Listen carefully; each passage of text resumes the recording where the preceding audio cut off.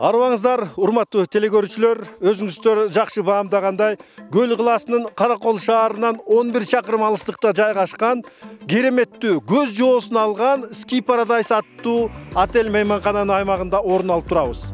Саналуу көзүрмемдерден кийин жылдыздуу курамдан түзүлгөн Казгрейн, Аю Холдинг жана Ski Paradise командаларынын ортосундагы кызыктуу делген кышкы оюндарды көрө аласыздар.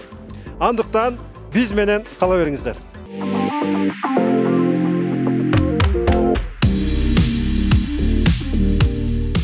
Кыргызымдын сыймыгы бул биздин жасмин.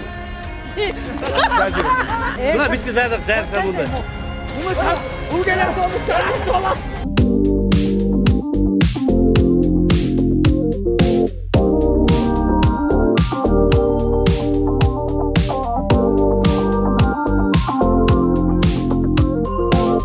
Лыжаны мен кандай тепкенин көрсөтөм менчи. Оңойлоп алды булар. Очукталга дашпалдап. Адегенде жылдыздуу күжүрмөн курамы менен келип түшкөн Кыргыз Республикасынын эмгек сиңирген артисти Токтобек Асаналиев баштаган Аю Холдинг командасынан кабар алып өтөлү.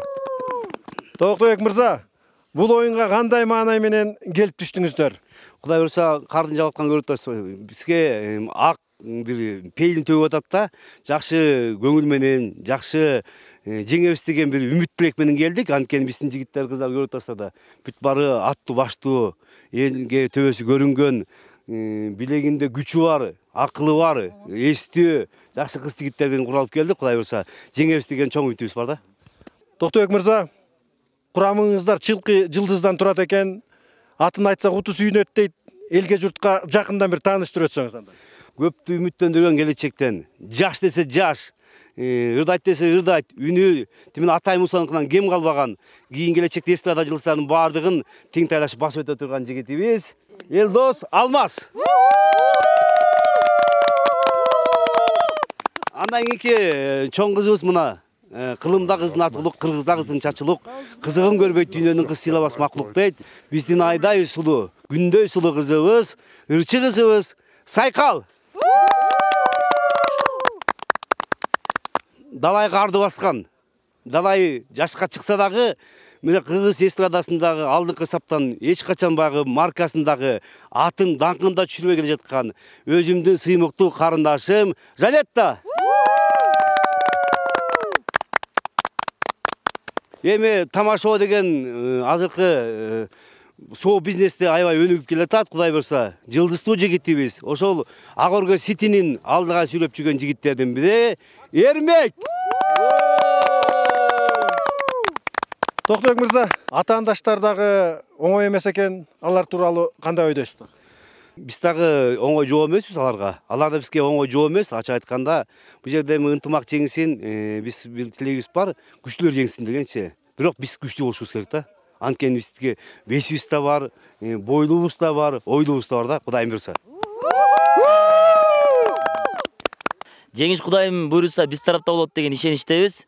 Ал эми бүгүнкү кечте эң негизгиси бири-бириз менен калың дагы мамилени куруп, чыгармачылыкка болгон жакшы бир эргүүлөрдү алабыз деген үмүттөбүз. Бул оюнда бир гана жеңишти күтөбүз, албетте бардыгыбыз жеңебиз деп келдик. Ошол буйруса жеңиш биз тарапка жылмайсын. Аябай күчтүү команда чогулду быйыл.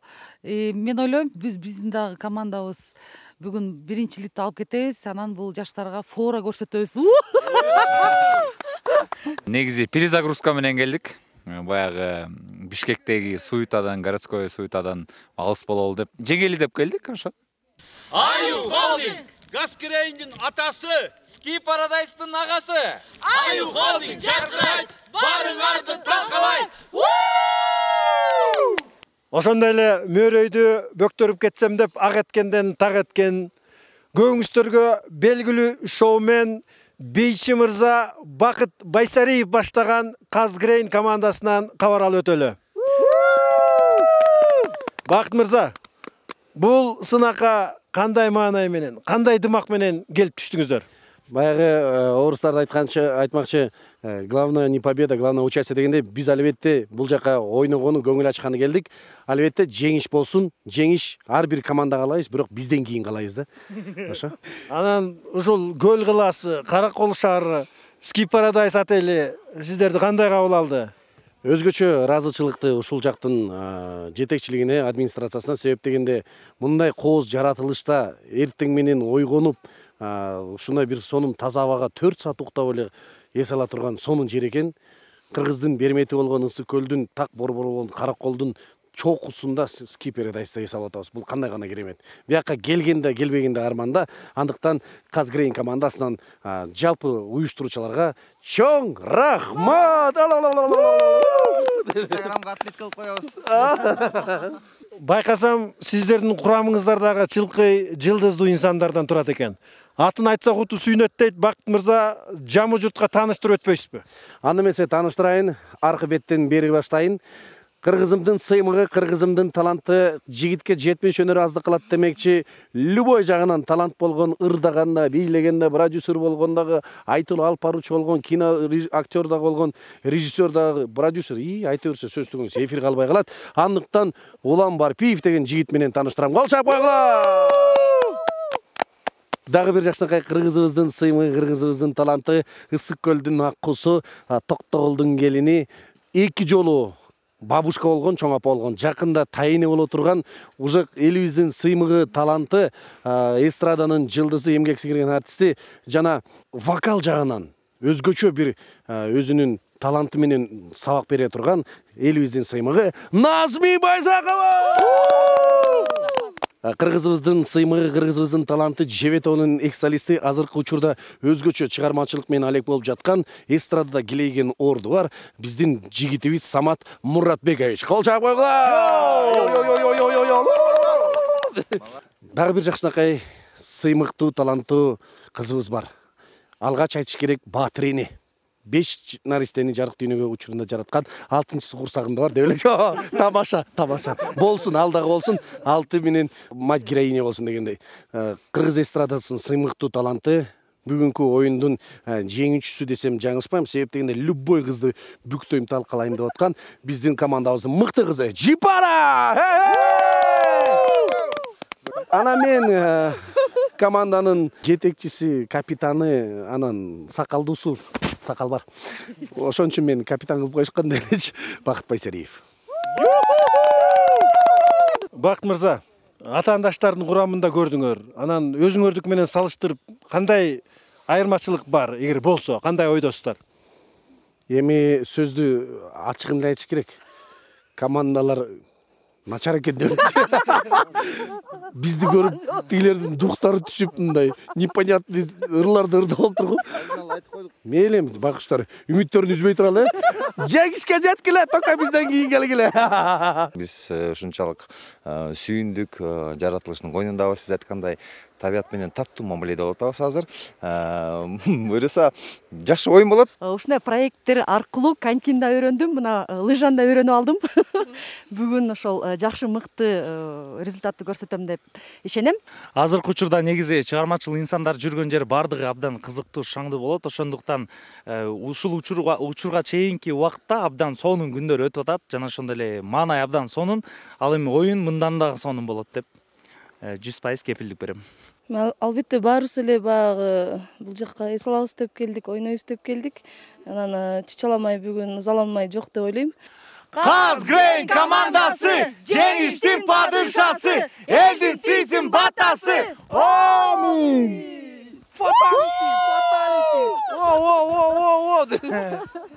Ошондой эле баш байге үчүн чамынып турган, жылдыздуу курамдан түзүлгөн Ski Paradise командасынан дагы кабар алып өтөлү. Жылдыздуу курамды баштап келген команданын топ башчысы, көбүңүздөр жакшы билген теле алып баруучу Айзада Жамгырчиева. Айзадайым, сиздерди кереметтүү Ski Paradise эс алуу жайы кандай тосуп алды? Бизди аябай меймандос, жагымдуу атмосферада тосуп алды десек дагы болот. Жана бул оюнга чейинкиси кызык болуудабы же оюн сиздерге кызык болчудайбы? Эми оюн кызыктуу. Команда 100% деңгээлде жеңишке аттанып турган учуру. Бизге жеңиш керек турабы? Жеңиш керек бизге.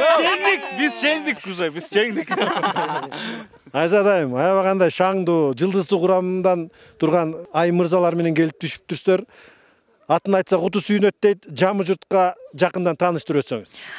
Анда мисалы биздин командабыздын жаркыраган, өзгөчө сулуусу, улуусу, Кыргыз кинематографисттер союзунун мүчөсү, көптөгөн кинолордун жаратуучусу биздин сыймыктуу айымыбыз Ырыс Жоомартова. Андан кийинки биздин өзгөчө спортту жакшы көрөт. Бул мырза жөнүндө айта турган болсок, спорт, лыжа, тоо, таза аба дегендин баардыгы мына ушул мырзага тиешелүү десек дагы болот. Коомдук телерадио бир корпорациясынын Замана студиясынын алып баруучусу, таңдайынан мына ушул таттуу сөздөр чыккан Алмаз Шер. Андан кийин эле биздин мына ушул командабыздын дагы бир мүчөсү десек да болот. Кыргыз элинин сыймыгы, Кыргыз Республикасынын эмгек сиңирген артисти, көптөгөн эл аралык сынактардын жеңүүчүсү биздин командада болгонуна аябай кубанычтабыз. Гүлжигит Калыков. Андан кийин эле биздин курама команданын капитаны десек болот, жол баштоочусу, көкүрөк күчүгүбүз, Мишкабыз, мамалагыбыз. Адилет. Ооба, көптөгөн эл аралык сынактардын жеңүүчүсү, маданияттын мыкты кызматкери, Кыргыз эстрадасынын жаркын жылдызы Адилет Азимов. Анан эле курама командада өзгөчө сулуу, өзгөчө таттакай деп эле өз макталабыз. Салыштырганда мындай айтар элем, адилеттүү аябай курам болуптур. Адилеттүү чечип берсеңиздер. Тигил жакта да күчтүүлөр бар, бизде дагы бар, ар бирибиз күчтүүбүз. Тигилер дагы биздин соперниктер орусча айтканда жеңишке жетебиз деп турушат. Эми эмнеси болсо дагы жеңиш ба достукта болсун дейбиз. Анан буюрса биз жакшы бир татыктуу оюн көргөзгөнгө аракет кылабыз. Анан калганын бир тагдыр өзү көргөзөр. Буякта мен баарын эле билем, мурдатан бери эле тааныйм. Бардыгы эле спортко жакын, эжекебиз аябай тырыш деп уктум. Эженин аты Ырыс экен, өзү тырыш экен да. Анан буякта Алмаз байке деле боксерский навыктары, мастер спорта деп деле айтып кетсек болот. Гүлжигит Калыковдун дагы артта сальто секиргенин. Эми негизи эле ушул команда күчтүү деп ойлойм да, Кудай буйруса биз жеңебиз. Мага эч ким биз күчтүү көрүнгөн жок, мен бишкектен бери даярданып келдим, качан оюн башталат?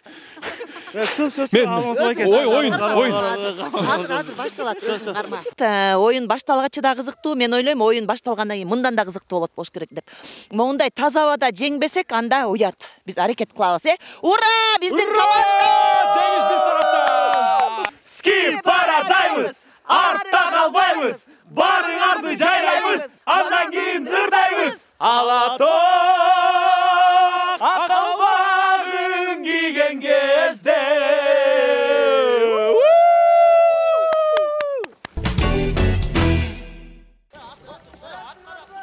Адегенде кызыл түс кийимчен Казгрей жана күлгүн түстөгү Ski Paradise жааты кыз көтөрмөй жана чана сүйрөмөй мелдешинде күч сынашат. Ошентип белги берилер замат тараптардын өкүлдөрү чымын куюн болуп алдыга сызып жөнөштү. Гүлжигит Калыков жана Айзада Жамгырчиева менен Самат Курманбекович менен Назминин аракетине каршы турууда. Ошентип салган жерден эле Ski Paradise командасы ат жабымы алдыга чыгып жөнөсө, Казгрейн эмне кылсын? Ортодогу аралыкты кыскартуу менен алек. Адилет Азимов кинорежиссер Ырыс Жоомартова менен ат салышса, Улан Барпиев менен Жипариса Айым ортодогу ажырымды колдон келишинче кыскартууга жетишип болуп турат. Ооба, оюндун мындай өңүттө оруналарын эч ким күткөн эмес. Алып баруучу Алмаз Шер үстүнө Айзада Жамгырчиеваны жеңил гана кондуруп алып учуп жөнөсө, мына бул жерде Бакыт Байсариев эмне кылсын?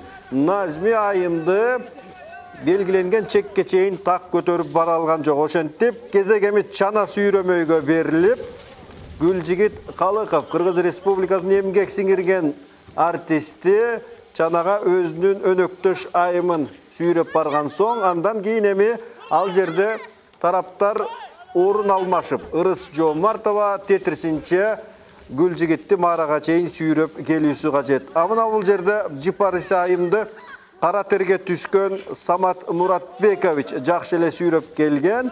Бирок сиздер көрүп тургандай азыр ортодогу ажырым барган сайын Ski Paradise-тын пайдасына өсүп барууда. Ал эми Жипариса айым өзүнүн өнөктөшү Саматка караганда тезирээк Марага келгендей таасир жаратууда. Ошентип соңку жарыштын бөлүгү Ski Paradise командасы эч бир кынтыксыз оюн көрсөтүп, жыйынтыгында Марага Айзада Жамгырчиеванын жардамы менен бул оюнду жеңиш менен жыйынтыктап олтурат. Ал эми Казгрейн командасы эмне кылсын?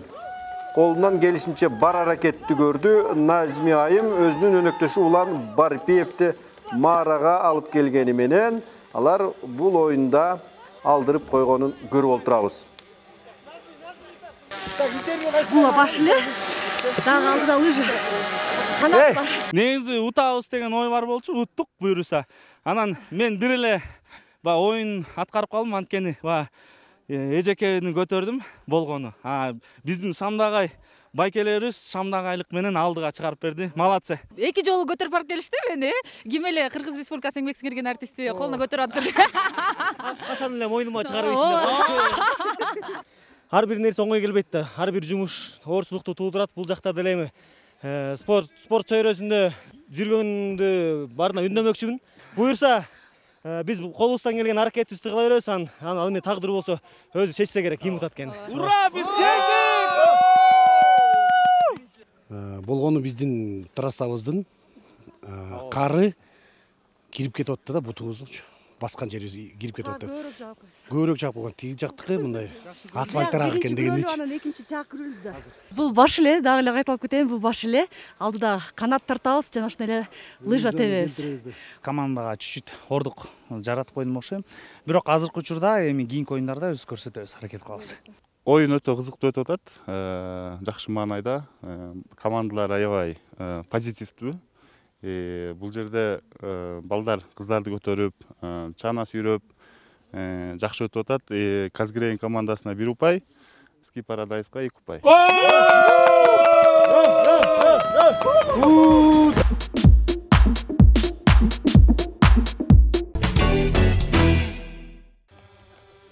Айлампа оюндарынын алкагында кызыл түс кийимчен Казгрейн командасы өзүнүн кезектеги атаандашы Айы Холдингке каршы турууда. Ооба, баштагы беделин калыбына келтирүү үчүн кызыл түс кийимчен Казгрейн командасы болгон аракетти көрүүдө.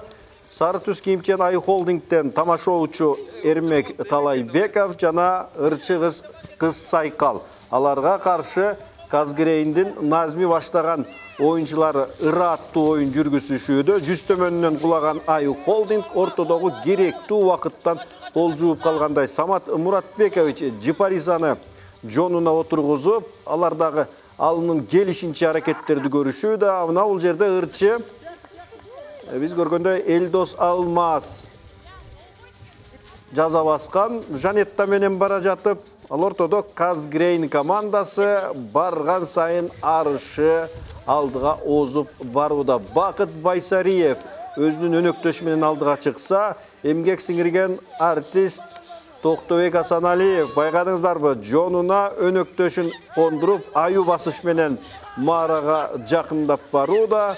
Ошентип, биз көрүп тургандай, Айы Холдинг командасынын иши анчейин жүрүшпөгөндөй. Бирок ошентсе дагы акыры Марага кимиси биринчи болуп жетет. Бул эми убакыттын иши деңиздерчи.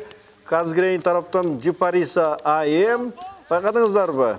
Мырзалардан кем калбастан, мына бул кар үстүндө өнөктөшүн сүйрөп барып келүүдө, аябагандай жакындан батыл аракеттери менен эсте калууда. Ошентип, Казгрейн командасынын соңку аракети. Ал эми Жанетта эмне кылсын?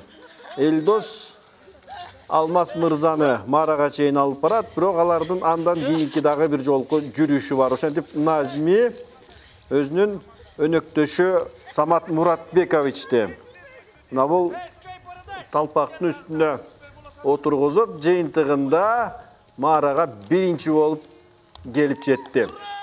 Ал эми Ай Холдинг командасы эмне кылсын? Эрмек Талайбеков, ырчы кыз сайкал менен мамыны айланып келишет деңиздерчи. Анткен менен оюнду эми соңуна чыгарып коюу гана калды.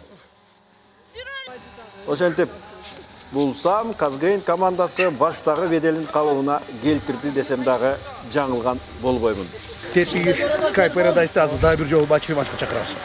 Чыкыра бойга.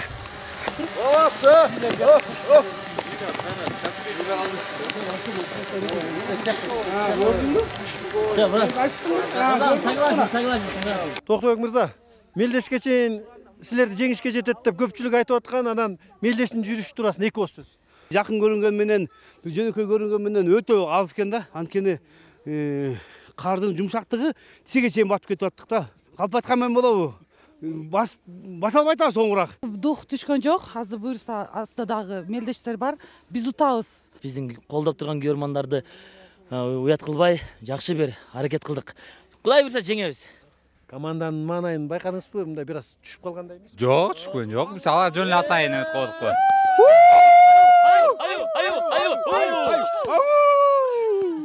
Бакыт мырза, жанарақ деле утулуштан кийин кабагыңыздар кар жаап калды эле да. Анан карасам азыр аябай күн ачылып кеткендей. Ой, айтпаңыз, рахмат. Аябай сол байкап койбодуңузбу?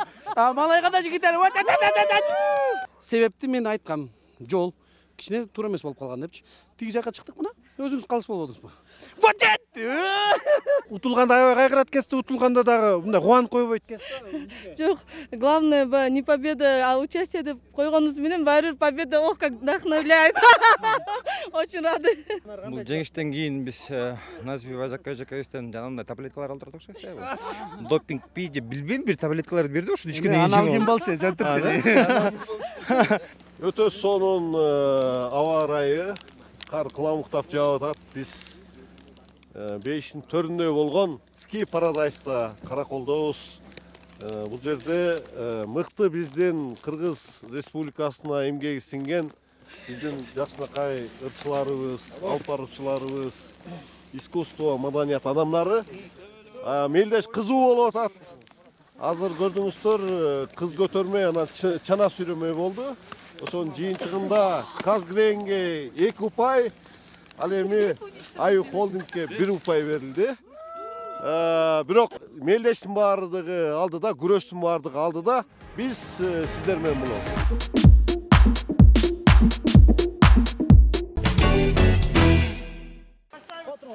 Каракол шаарынын түштүгүндөгү Ski Paradise отели жайгашкан кереметтүү жерден бир көрүнүш. Ошентип, айланпа эрежесиндеги оюндардын жыйынтыктоочу эстафеталык жарышы. Гүлжигит Калыков баштаган күлгүн түстөгү Ski Paradise сары түс кийимчен Ай Холдинг менен күч сынашат. Эгер деле Ай Холдинг бул оюнда жеңилүүгө туш боло турган болсо, анда баш байге үчүн алар күрөшүү жолдомосунан айрылып калышы толук ыктымал. Ошентип, салган жерден эле эки тараптын бирдей көрсөткүчтү жаратышууда Адилет Азимов жана ырчы Элдос Алмаз өз айымдарын аман эсен Марага чейин алып барып кайра биргеликте чуркап келе алышабы. Жанетта жана ырыс Жо Мартова өз өнөктөштөрүнөн кем калбастан жарышты тең ата мүнөздө алып барышууда. Амына бул жерде биз көрүп тургандай Ай Холдингдин ардагер оюнчусу Токтобек Асаналиев аю басышы менен арыдан бери атаандаштын өзүнөн кыйла жашыраак келген Алмаз шерге татыктуу атаандаштыкты көрсөтүүдө так кесе айта аламын. Кезек ошентип чана жарышка берилип, Гүлжигит Калыков ырыс Жо Мартованы учкаштырып алып келе жаткан, бирок ортодон жазатайып бул абалды купкана Ай Холдинг командасынын өкүлдөрү пайдаланып кетүүдө. Элдос Алмаз Жанеттаны арыдан бери белгилүү чекке чейин жеткирип, эми тараптар орун алмашып, айымдар тетрисинче мырзаларды аман эсен кырсыкка учуратпастан маарага жеткирип келүүсү шарт. Башкы талапкер эсептелген Ski Paradise сиздер көрүп тургандай азыр жыйынтыктоочу жарышка экинчи болуп кирип барууда. Жарыш ушул көйдө уланчу болсо, анда Ай Холдинг баштагы беделин калыбына келтирип коюусу толук мүмкүн. Биз көрүп тургандай азырынча Ай Холдингдин иши жүрүшүп, жыйынтыгында кыз сайкал өзүнүн өнөктөшүн Марага эч бир кыйналбастан жетип барууда. Бул эми Аю Холдинг баш пайга үчүн күрөштү андан ары уланта берет дегенди билдирет. Айзада Жамгырчиева миң кылган менен алмаз шерди канчалык Марага жеткирип алып барбасын, бул сапар алардын иши оңунан чыкпай кала берди окшойт. Өтө эле алдыга озуп чыгып кетсек, мындай булар мына көңүллөрү ооруп калмаган, көңүллөрүн карадык булар. Ошо жана Гүлжигит айтып аткандай эле, бир жолу уттук, экинчисинде утулуп бердик, эми калган оюндардан көрөлү. Командама аябай мотивация берип, бул жактан кыйкырып, ар бирине үдүм дагы ооруп калдым. Бул жерден тур, жата ал деп отурчу. Оюн бирок мындай чын дилиң менен, чын жүрөгүң менен ойнодум да. Кийинки оюн качан болот? Кийинки оюнду ойнойнчу мен. Ошо. Жеңебиз. Рейстарда биз ага эмеспиз, биз күрөң айыбыз. Биз азыр чейин жатыш керек болчу да. Жана чыгып түшүнбөй калдык да, эмне болуп кеткенин. Азыр түшүндүк дагы, алдыга чыгыш керекин билдик да. Кудай буйрса жакшы. Чамдап койдук элек, ийгиликке жетиштик. Оюнда утууну да билиш керек экен да. Андан кийин башында эле мен сразу эме үмүтүмдү үзүп салдым. Болду эми утпайбыз. Десем эле бул жерден аңтарылып жыгылып калышыптыр. Анан жыргандыкта кеттик ошо менен. Ошо уттук окшойт. Кыргызда кеп бар, Гүлгат кийин чуркайт деп коет. Биз башында бир аз разминка кылабыз. Азыр эми 100гө чыгып алдык. Эми мындан токтобойбуз. Алар духу түштү уже. Болду, биз уттук. Өтө жакшы оюн, кызыктуу оюн болуп атат. Азыр баягы башында Ski Paradise командасы өтө күчтүү болчу. Аю Холдинг командасы дагы, булар дагы өтө күчтүү команда экен. Азыр эми эсеп Ski Paradise'га 1, Аю Холдингке 2. Куттуктайбыз силерди.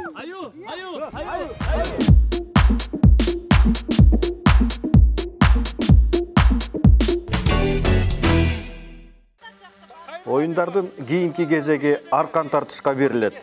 Тараптар бир мүмкүнчүлүктөн жеңишке жетүү менен бир упайга ээ болорун жакшы билет жана бул айланпай иретиндеги 3 команданын ортосундагы мелдеште ар бир упай алтынга тете экенин дагы жакшы байкап отурабыз. Ошентип эки тарап тең колдон келишинче тырмактын астынан канчык кычакты жан үрөп арканды өз тарабын көздөй имере тартышуунун аракетинде. Гүлгүн түстөгү Ski Paradise командасы жана кызыл түстөгү Казгрейн жааты эмне кылсын 32 тиштерин кычырата чайнашып, көздөрүнүн чары чыккычакты болгон күчүн ортого салышууда. Албетте, салмак бул жерде аябагандай башкы ролду ойнорун жакшы билебиз. Ошентсе дагы эки тарап тең алдан тайып калганына карабастан бар аракетти көрүп жаткан маалы. А бул жерде эмне болуп кетти? Эки тарап тең бири-бирин ала алышпай суй жыгылышыптыр. Чачалык. Болбойт.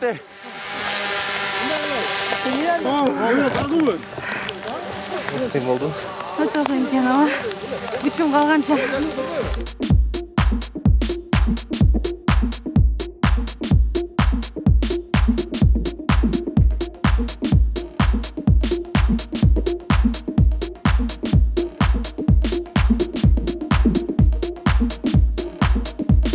Биздин жигиттер дагы аябай кары күчкө бай жигиттер. Баягы ошого байланыштуу эми күч тең болуп калды окшойт. Ошол себептерден көп убакытка чейин салгылашып калдык да. Менин оюмча баягы биз уттук да негизи. Анткени арканы алар өздөрү кое берип салышты, чарчап калышты.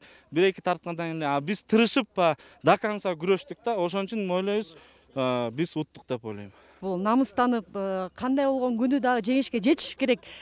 Кандай эмне болгону да жеңиш биздики болуш керек деген дем күч болду. Негизи ар бир оюнга келгенде эле бизге кыйынчылык келип калат, бирок ошондо дагы биз үстөмдүк бербей жеңишке жетип атабыз. Кудайым буйрса, азыркы оюндан Аю Холдинг менен чечишип алабыз. Аркан тартыштын экинчи мелдешинде жыдыкке эч нерсеси калбаган Ski Paradise командасы ач бурадай чамынып турганын өзүңүздөр жакшы көрө алдыңыздар. Аларга каршы жанаракта кыйла эс алып дем басып алган Аю Холдинг командасы каршы турууда. Ошентип арканды жапатырмак тартышкан тараптар жан алекетке түшүү менен бардыгер күчүн ортого салышууда. Ski Paradise эмне кылсын болгон аракетин көргөнү менен Аю Холдинг командасынын ташы тегеренип баштады көрүнөт. жана алар ийгиликке жетип тынды. Мамалактарда отуруп калдыңар кой. Biz ayol biçisindayız.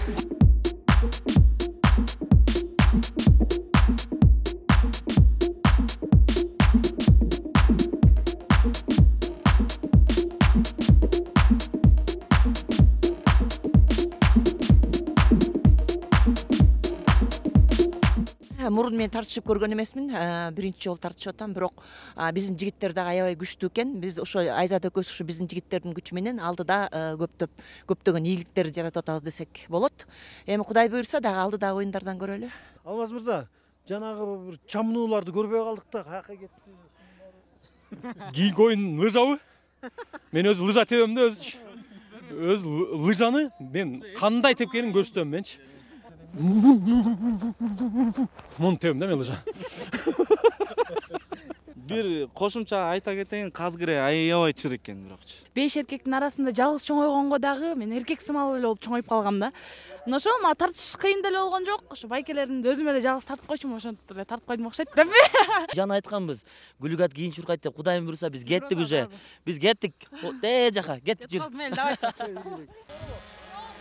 Аркан тартыштын жыйынтыктоо чүмелдешинде Казгрейн командасы сиздердин назарыңыздарда Айы Холдингке каршы комдонууда. Оба, Айы Холдингтин бир жеңиши бар. Казгрейн командасына болсо упай абадай зарыл, ошентип салган жерден Казгрейн командасы атаандаштарды мүрдөмгө келтирбестен жеңип алууга жетишти.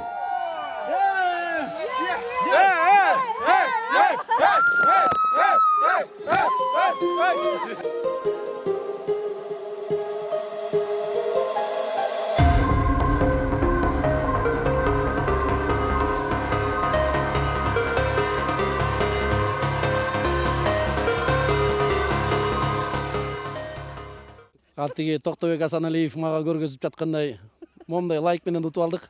Чынын айтканда оңой эле болду, булар ойчук эле жаш балдар турат.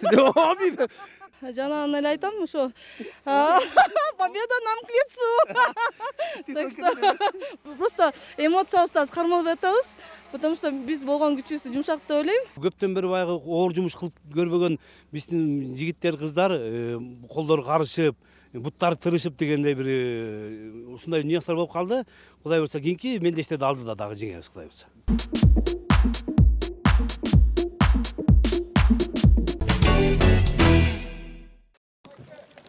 Оюндардын жыйынтыктоочу лыжа жарышы Ski Paradise отелинин жанында жайгашкан Каракол лыжа базасында орун алат. Биз көрүп тургандай, Жанетта Бабкова, Кыргыз Республикасынын эмгек сиңирген артисти, биринчилерден болуп Айы Холдинг командасынын намысын талашууда. Тигилдей шук-сурула учуп жөнөгөн Жанетта жана жоо боюнча жалпысынан эң аз убакыт короткон командага эң жогорку 3 упай берилерин, андан кийинкиге 2, үчүнчүгө 1 упай ыйгарларын белгилеп кетебиз. Ошентип Жанетта Бабкованын маарага кирип баруусу 22 секунда. Бул эми алгачкы жакшы көрсөткүчтүн бири. Билбейм, азыр эчтеке айта албайм. Кийинки катышуучуларды көрөйүнчү, канча мен келет. Мен биринчи түштүм да, ошон үчүн күтөм, жакшы результатка келдим деп ойлойм өзүмдү. Айымдар арасындагы лыжа боюнча жарыштар уланууда. Айзада Жамгырчиева Ski Paradise'дын намысын талашууга чамынып, чымын куюн боло ылдый көздө жөнөп барууда. Ар бир көзүрмен, ар бир секунда алтынга тете. Ошондуктан келиңиздер, Айзада Жамгырчиеванын маарага кандайча бара жаткандыгына назар салып өтөлү. Албетте, лыжага жаңыдан гана үйрөнгөнүн жакшы көрүп билүүдөбүз. Маара сызыктары жана анын көрсөткүчү 25 секунда болуп калды. Жаман эмес. Бул жыйынтык мен үчүн жакшы эле, анткени мен лыжага турганым экинчи ирет эле болуп атат. Ошол себептерден команданы уят кылбайын деп эле коркуп, скоросттон корком да, негизичи катуу жүргөндөн. Корксом дагы баягы кой кулабашым керек, түз барышым керек деген баягы ичимдеги намысымды кармап келдим. Ski Paradise отелиндеги лыжа жарышы уланат. Азыр Казгрейн командасынын өкүлү ырчы айымыбыз Назми өз кезегине комдонуп даярданууда. Белги берилери менен Назминин ылдый көздөй учуп күйүп жөнөп баруусуна күбө болуудабыз. Ова Назми лыжаға 3 күндүн içinde үйрөнүп туруп алганындагы белгилеп кеткенибиз орундуу болор. Ошентсе дагы анын жүрүшү жаман эмес. Убакыттын көрсөткүчү дээрлик ойдогудай. Ошентсе дагы Мара сызыгын ал 23 секундада кесип өтүптүр. Сезимдер эң сонун ушундай жаратылышта сонун проект керемет. Азыр кезек мырзаларга берилет. Аю Холдинг командасынын капитаны көбүңүздөр жакшы билген ырчы Токтобек Асаналиев өз кезегин күтүп комдонууда. Ошентип белги берилери менен көптү көргөн, көп кар баскан Токтобек Асаналиев Улутоонун көчкүсүндөй эле жапырылып жөнөп берди бейм. Эмесе убакытты так өлчөп карап күтүп алабыз. Токтобек Асаналиев Мараны 19 секундада кесип өтүүгө жетишиптир. Бали. Жакты сонун. Баарыңарды эми ынтымак үчүн да. Бирок Аю Холдинг алдыга чыксын.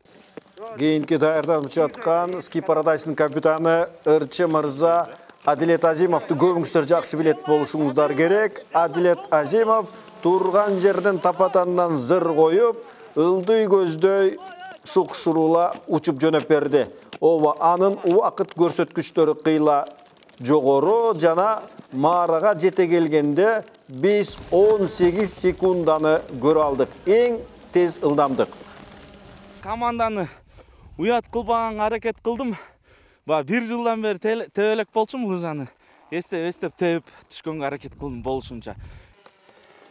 Кийинки кезек Казгрейн командасынын капитаны дайым жаркын маанайда жүрчү тамада алып баруучу Бакыт Байсариев. Анын эмнеге жөндөмдүү экенин мына бул жарыштан кийин көрө алабыз. Ошентип Бакыттын Мараны көздөй учуп күйүп жөнөп берүүсү убакыттын өтүшү боюнча аныкы кыйла жогору деп айтыш кыйын. Ошентсе дагы сандар бул өжөр болот эмеспи? Аны Марадан кийин 23 секунда деп көрө алдык. Ого, бу жактан разгон ала алган жоксуң да. 2 жолу шилтеп коюп айлажа отуруш керек болуп калды.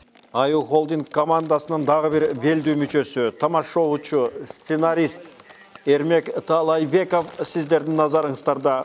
Бир далай кинолордо роль жаратканындагы жакшы билесиздер, жана лыжаны мыктап өздөштүргөн Эрмек эмненин үстүнөн чыгат болду экен. Аю командасы биз билебиз, азырынча упай сандары боюнча турнирдин жертөлөсүндө, бирок мына бул лыжа жарышында ким билет, балким абалын оңдо болса, алар дагы бирдин үстүнөн чыгышы толук мүмкүн. 20 секунда. Жакшы келдик. Лыжа кичине оорур.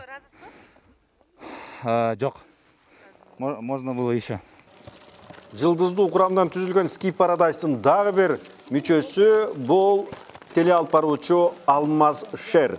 Албетте, кара күч жагынан Алмазга теңелип болобу, бирок лыжа жаатында ал мыкты экенин, мыкчыгер лыжачы экенин бир далай айтып өткөн. Аны биз иш жүзүндө тагыраак таасын көрөдөбүз, себеби убакыттардын көрсөткүчү боюнча Алмаз мырза аябагандай тез эле Марага кирип барыптыр. 17 секунда. Эң тез убакыт. Мен жана командалардын даярдыгы жөнүндө сурап атканда айтканмын Кубанбайкеге. Мен лыжаны мынан тебем. Казгрейн командасынан Шамал менен тең жарышкан Шамдагай жигиттеринин бири Улан Барпиев. Көптөгөн кинолордо, тасмаларда роль жараткан жана ата жолун улаган бул мырза жигит лыжада аттын кулагы менен тең ойнорундагы жакшы билебиз. Эмесе Алмаз Шер орноткон рекордтук көрсөткүчтөн ашып түшө алабы же жокпу? Марага жакындап кирип баруусу жана сандар бизге 18 секунданы көрсөттү. Жай эле келгендей сезилди мага негизичи, анан бат келгенге аракет кылдык. Аю Холдинг командасынан дагы бир таанымал ырчы жигиттеринин бири Элдос Алмаз азыр кезектеги жарышка комдонуп жаткан учуру. Ошентсе дагы өз командасына керектүү упай алып берүүнү көздөгөн Элдос мырза ал дагы өз мүмкүнчүлүгүн сая кетирбестен так таасын аткарууга белсенүүдө. Ооба, эң башкысы жыгылып калбастан Марага чейин жетүү бул башкы максаттардын бири. Лыжаны жаңыдан үйрөнгөн Элдос мырза ошентсе дагы 25 секунда менен жете келиптир. Жығылып қалғандан көрі аста секин келейін дедім. Команданы уят қылбайын деп сөйттігінде мен бірінші жолы деп отам.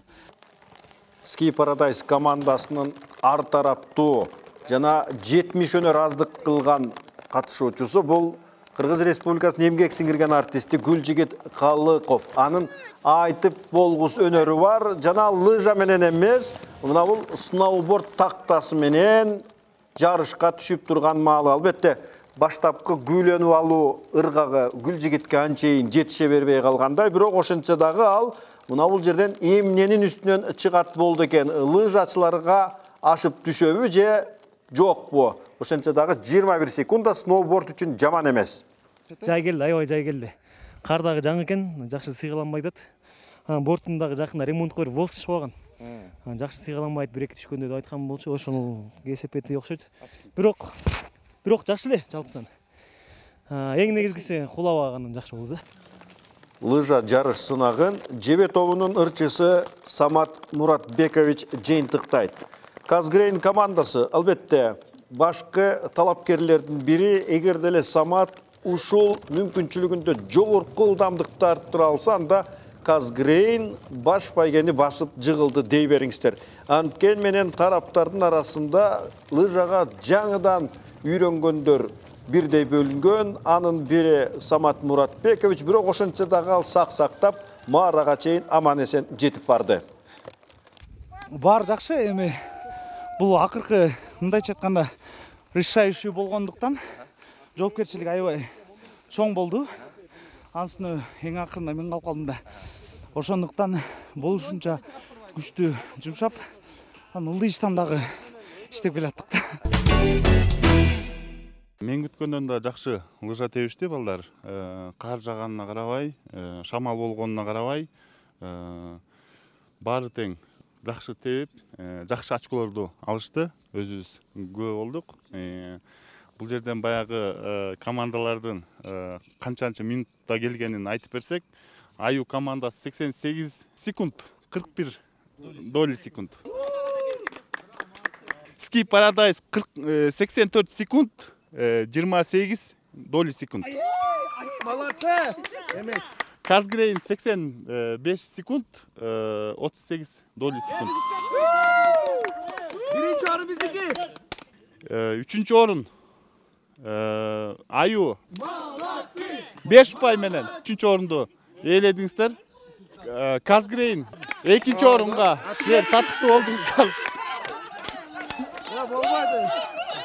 Ski Paradise 7 упай менен биринчи орунду алдыңар. Ski Paradise! Артта калбайбыз, барын жайлайбыз, ананы койлойбуз.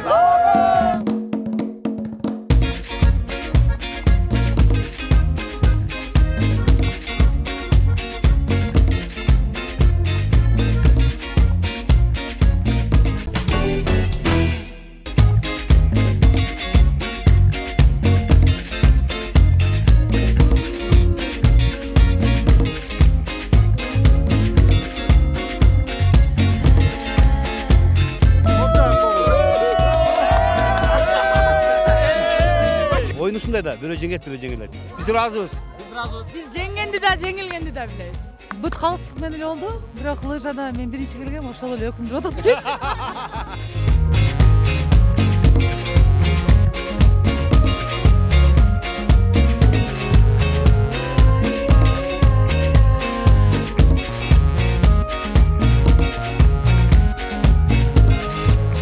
Командабыз билбейм, мана түшүп калды окшойт, анткени биз биринчи орунда келатып, экинчи.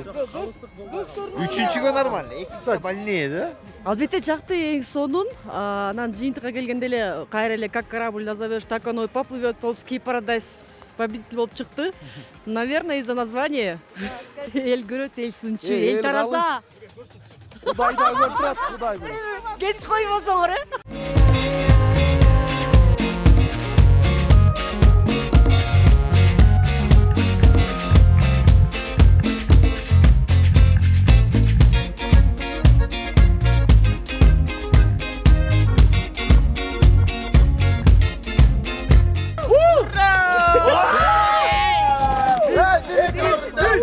Ski